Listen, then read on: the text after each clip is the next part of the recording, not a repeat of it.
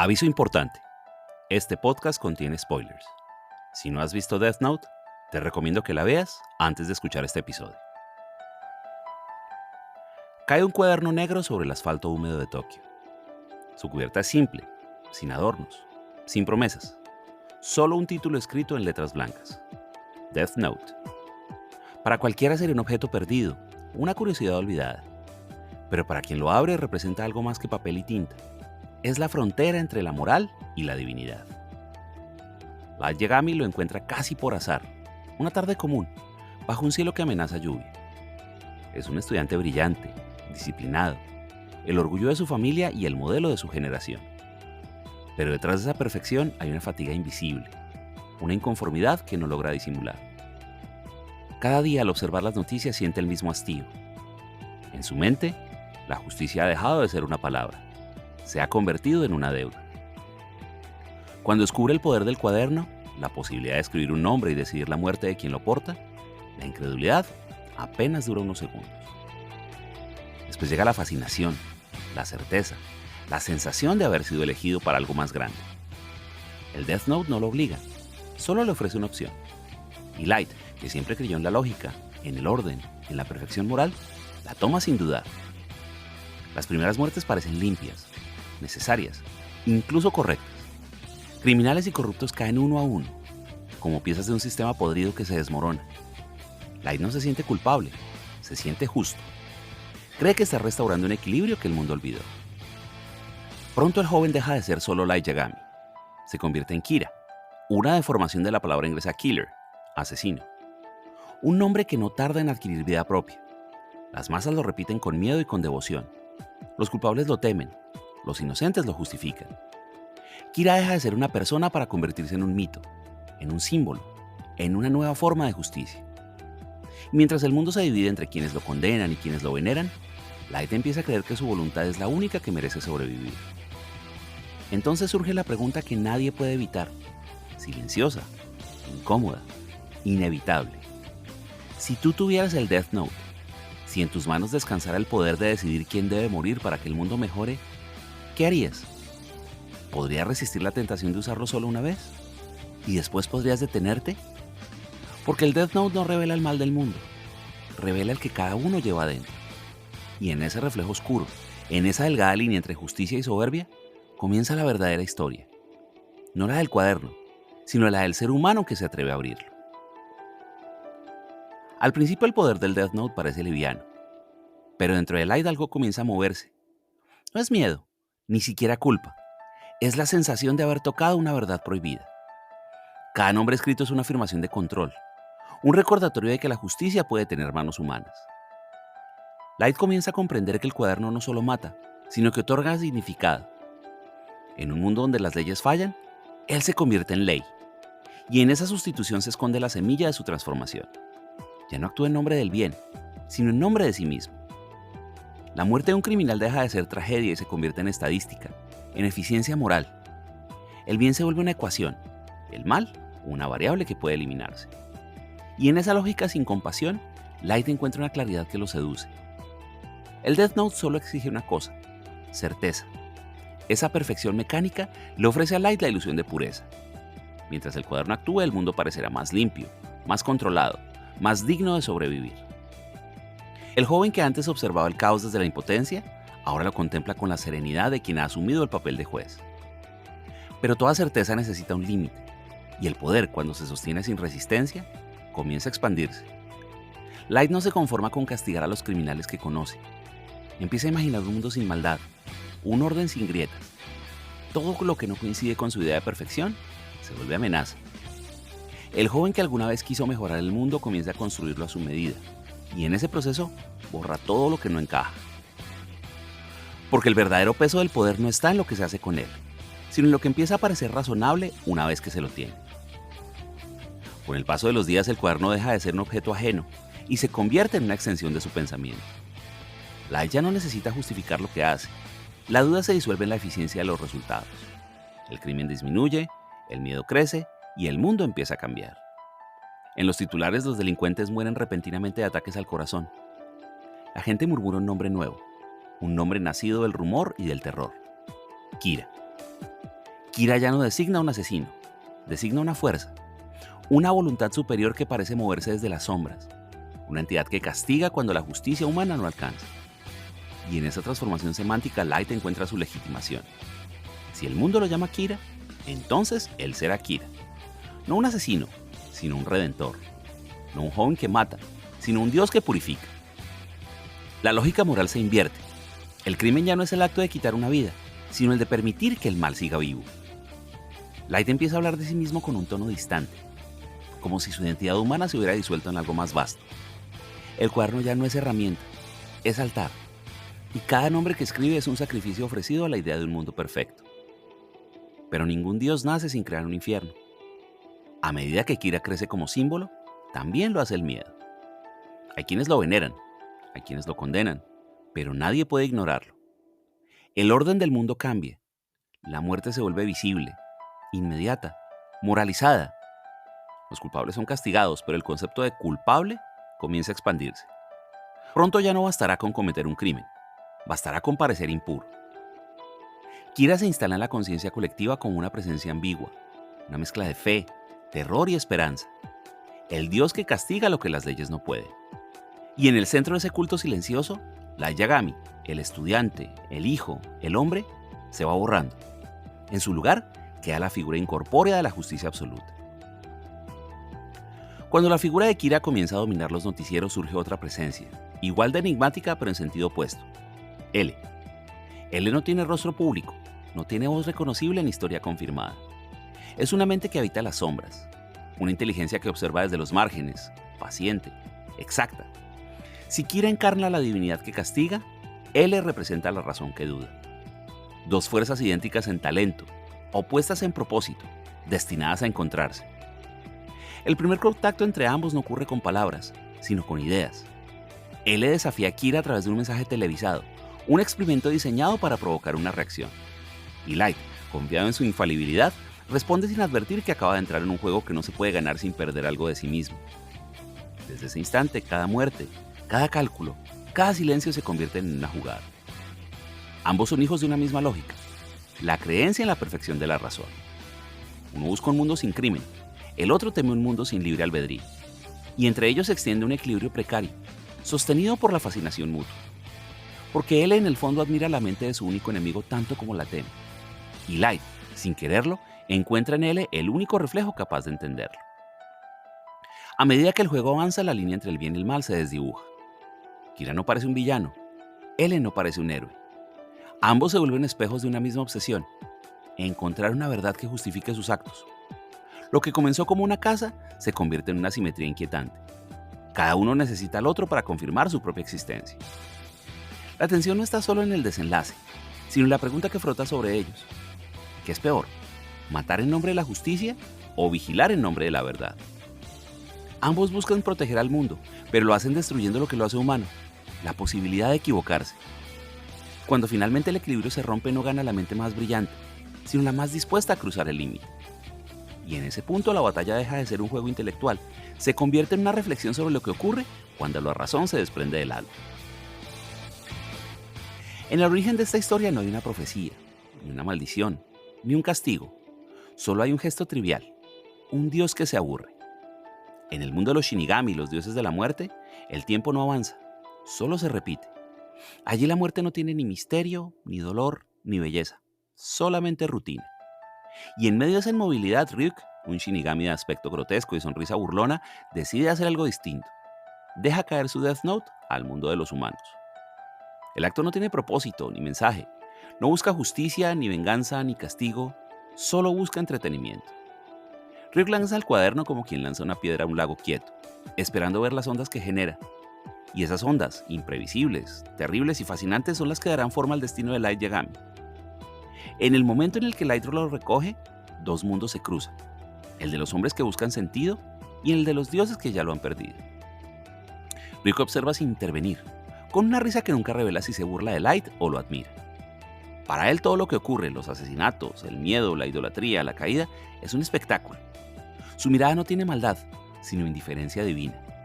Y esa indiferencia es más perturbadora que el mal mismo. A través de Ryuk, Death Note plantea una paradoja profunda. Los humanos matan por ideales, por amor, por justicia, por fe. Los dioses, en cambio, actúan sin razón alguna. Esa diferencia revela algo esencial sobre el alma humana, que incluso en su oscuridad, el hombre necesita un sentido, una justificación moral, una narrativa que lo salve de la arbitrariedad. Pero los Shinigami no conocen ni la culpa ni el propósito. Ryuk mira el caos que ha desatado con el mismo interés con que un niño observa un hormiguero. Y sin embargo, en su risa hay una verdad que Light nunca podrá comprender. El poder absoluto no viene acompañado de sabiduría, ni la muerte de conocimiento, solo de silencio. Los dioses no son ni justos ni crueles, simplemente están y a veces se aburren. Y en uno de esos momentos de tedio cósmico, el equilibrio del mundo humano se rompió para siempre. En el mundo de los dioses todo es distancia, pero en el de los humanos todo es apego. Después de Ryuk, con su risa indiferente y su mirada sin emoción, llega Misa Amane, la encarnación opuesta de ese vacío. Donde el Shinigami observa sin sentir, ella ama sin medir. Misa no encuentra el Death Note por casualidad. Lo recibe como quien hereda un dolor que ya estaba escrito. Su historia está marcada por la pérdida, sus padres asesinados, su fe en la justicia humana destruida. Cuando quiere eliminar al asesino de su familia, Misa no ve a un desconocido actuando en las sombras, ve a un salvador. En su mente, el castigo se confunde con redención. Y en ese instante su devoción no nace del odio, sino del agradecimiento. Para Light, el cuaderno es una herramienta para perfeccionar el mundo. Para Misa, es un vínculo emocional, una manera de acercarse a quien admira. Él busca control, ella busca pertenencia. Pero ambos comparten la misma ceguera, la de creer que sus actos responden a algo más alto que el miedo a la soledad. Misa se ofrece a Kira con una entrega absoluta, dispuesta a matar o a morir por él. No lo hace por ideología ni por ambición, sino por amor. Un amor distorsionado por la necesidad de creer en alguien más grande que ella. En su devoción, Misa refleja el aspecto más humano del poder, la necesidad de someterse a algo que prometa sentido, incluso si ese sentido destruye lo que somos. Su relación con Light es el espejo trágico del vínculo entre los humanos y los dioses. Ella lo ama con fe ciega, él la utiliza con lógica fría. Donde ella busca un alma, él ve un instrumento. Donde ella pronuncia su nombre con ternura, él solo ve una posibilidad estratégica. El amor de Misa no redime, expone la fragilidad del poder cuando se confunde con la adoración. A estas alturas Light ya no duda. Su convicción se ha vuelto estructura y su certeza, fe. Ha creado un sistema donde el bien y el mal existen solo dentro de su definición. El mundo, reducido a un tablero moral, se ha ordenado según su lógica. Los justos viven, los corruptos mueren. Todo parece funcionar, hasta que el equilibrio empieza a revelar su precio. La justicia de Kira nace de una promesa: eliminar el mal. Pero el mal es una sombra que se adapta, que cambia de forma con cada mirada. Y pronto Light comienza a verlo en todas partes, en quienes lo critican, en quienes lo investigan, en quienes simplemente no creen en él. Lo que empezó como un gesto de purificación se convierte en un mecanismo de control. Su cruzada deja de ser moral y se vuelve administrativa, un orden sin alma. Esa es la trampa de la justicia cuando se convierte en absolución personal. El poder de juzgar no exige introspección, solo seguridad, y Light, convencido de su papel, pierde la capacidad de dudar. No hay espacio para el error ni para el perdón, la perfección no los permite. Ya no actúa porque debe hacerlo, sino porque ya no sabe vivir sin hacerlo. Cada nombre escrito en el cuaderno refuerza la idea de que el orden depende solo de él. El crimen se extingue, pero con él también desaparecen el miedo, la compasión y el aprendizaje. El mundo comienza a comportarse como un cuerpo enfermo bajo un tratamiento demasiado eficaz. Sobrevive, pero deja de sentir. La justicia, cuando no admite límites, deja de ser virtud. Light no lo percibe aún, pero su mirada ya no distingue rostros. Ve solo amenazas. El mal absoluto, ese monstruo externo que juró eliminar, ahora habita en él, disfrazado de propósito. Fuera de su círculo el mundo lo venera o lo teme. Dentro de sí ya no hay espacio para nada más. La voz que razonaba se ha vuelto decreto. La mente que analizaba, dogma. Y como todo Dios creado por la necesidad humana, quien está condenado a destruir aquello que lo hizo existir. La idea misma de justicia. Porque cuando la justicia deja de ser búsqueda y se convierte en certeza, ya no libera, aprisiona. Y el hombre que quiso limpiar el mundo termina atrapado en su propia pureza, ahogado por la perfección del orden que él mismo inventó. A medida de que el mundo se divide entre creyentes y detractores de Kira, Light comprende que mantener su nuevo orden requiere algo más que inteligencia. Requiere sacrificio. El poder para sobrevivir necesita silencio. Y el silencio en su caso exige una precisión cruel. Empieza con pequeños actos. cambiar rutinas, ocultar gestos, borrar huellas. Pero cada movimiento cotidiano se vuelve un cálculo, cada palabra una posible pista. La vida del joven se convierte en una representación constante, una obra donde solo él conoce el guión. Debe seguir siendo Light Yagami, el hijo ejemplar, el alumno brillante, el joven sin sospechas, pero al mismo tiempo tiene que seguir siendo Kira, el dios invisible, el ejecutor infalible. Dos rostros que no pueden encontrarse nunca. Esa doble existencia tiene un precio. Para conservar el secreto, Light empieza a desconfiar de todos.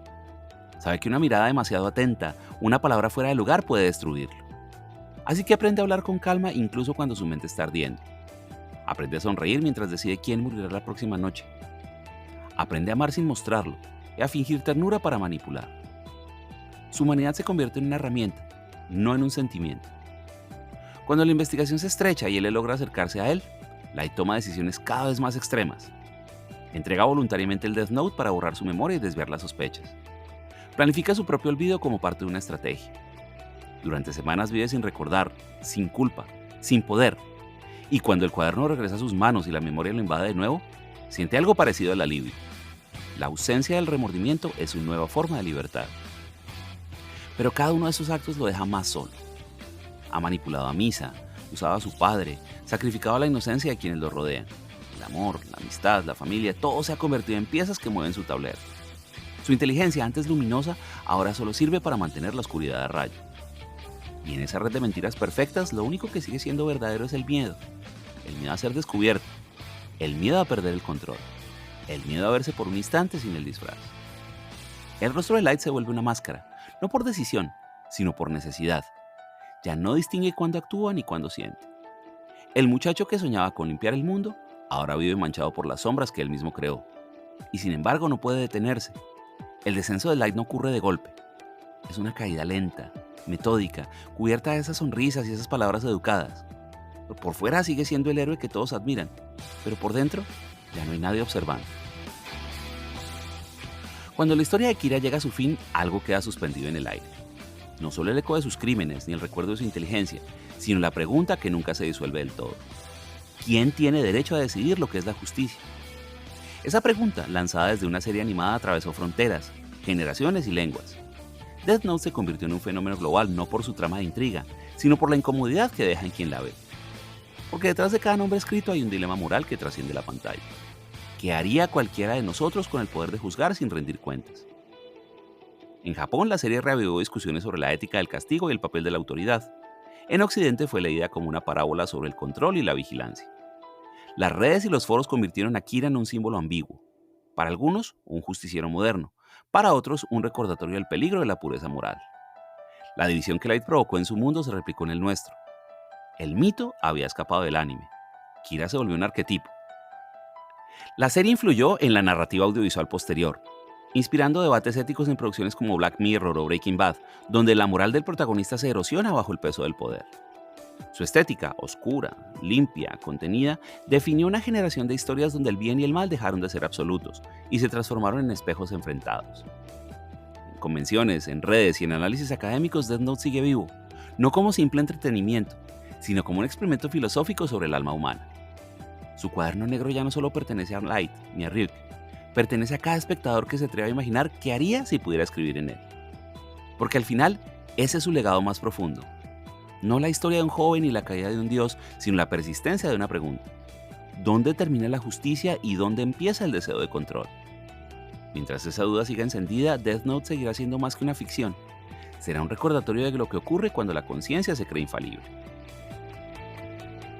Cuando el polvo se asienta y los nombres escritos se borran con el tiempo, lo que persiste no es ni el miedo ni la gloria, es el silencio.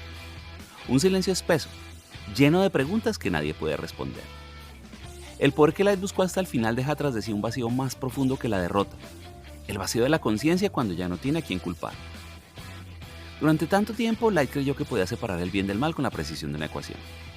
Creyó que el mal era algo externo, una enfermedad del mundo. Pero la verdad, esa que él nunca quiso mirar, era que el mal también podía nacer de la pureza, de la convicción de estar haciendo lo correcto. En ese descubrimiento tardío se esconde su tragedia, no haber entendido que la justicia sin compasión no es justicia, sino dominio. Cada acto que realizó, cada nombre que escribió, fue una forma de proyectar sus miedos sobre los demás. Quiso limpiar el mundo para no enfrentar lo que ensuciaba su interior. Y cuando finalmente todo se derrumba, lo que queda no es la imagen del Dios que quiso ser, sino el reflejo del hombre que nunca dejó de temer. El Death Note lo había liberado del juicio de los otros, pero no del suyo propio.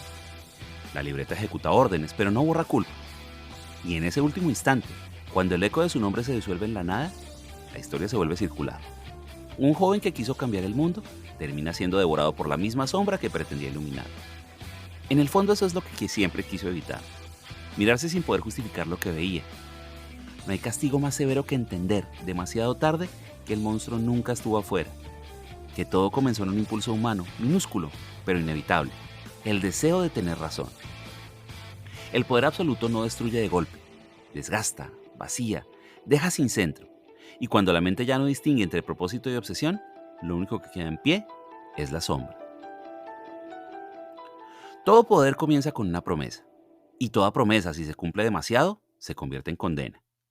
Light Yagami quiso limpiar el mundo, pero en su intento terminó borrando aquello que lo hacía humano. La duda, la empatía, la fragilidad. Su historia no es la de un villano, sino la de alguien que confundió la justicia con la necesidad de no sentirse impotente. Cuando su nombre finalmente se escribe no hay redención ni venganza. Solo el eco de una respiración que se apaga entre luces intermitentes y la certeza de que nada de lo que hizo puede deshacerse. No hay aplausos, no hay absolución. Lo que queda no es un Dios que cae, sino un joven que entiende, bastante tarde, que el orden perfecto solo existe en los sueños de quienes no soportan la imperfección de lo real. El Death Note, mudo y cerrado, vuelve a ser un cuaderno cualquiera. Un objeto que parece inofensivo, una pieza de papel y tinta. Pero dentro de sus páginas invisibles quedan los rastros de todas las decisiones que nacen del miedo disfrazado de virtud. Porque eso fue Kira, un miedo transformado en ideología, un deseo humano envuelto en lenguaje divino. Sin embargo, más allá del juicio sobre Light, queda nuevamente la pregunta que la historia deja flotando, la que ninguna conclusión puede borrar. Si tú tuvieras el Death Note, si el poder de decidir la vida y la muerte descansara en tus manos, ¿qué harías? La respuesta parece obvia desde la distancia. La mayoría diría que no lo usaría, que el acto de matar no puede justificarse, que nadie debería tener tanto poder. Y quizás eso sea cierto, pero el poder no siempre se presenta como un arma. A veces se disfraza de oportunidad, de reparación, de acto necesario. Y entonces la línea entre justicia y tentación se vuelve tenue, casi imperceptible. Basta una sola vez, un solo nombre escrito en un momento de ira o de certeza para cruzarla sin regreso. Tal vez la mayoría de nosotros no usaría el Death Note con maldad, pero lo usaría con convicción. Y eso en el fondo es lo que más se parece al peligro. No el deseo de hacer daño, sino la certeza de saber qué es lo correcto, porque el mal absoluto rara vez se presenta como tal. Casi siempre se disfraza de causa justa.